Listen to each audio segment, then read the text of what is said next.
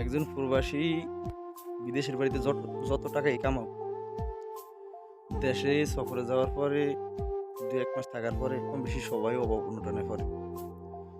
তখন আমি কোনোদিন দেখলাম না যে একজন আত্মীয়স্বজন, একজন রক্তের সম্পর্ক, একজন অমুক, একজন সেমুক আমার ধর এই ৳১০,০০০ নে, তুই তো অভাব-অনটনে আছোস।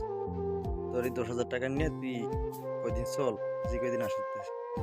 তারপর বিদেশ যেয়ে দিয়ে দিস। এমন একজন লোক পাই না। যখনই বিদেশ আসি, ঠিক আছে? যখনই বিদেশ আসি তখন শুনি ও এর মাজা ব্যথা, ও এর ওই ব্যথা, ও এর অমুক, ওই আমার এমুক কোন আত্মীয় টোয়াইন আত্মীয় হে অসুস্থ। হেলে কিছু টাকা দিত, অমুক মসজিদে ধার্য করে দেয়, অমুক কইয়া ধার্য করে দেয়। ঠিক আছে? এমক আমার আত্মীয় না খায়া মইরা যাইতাছে। ঠিক আছে? অভাব হয় না।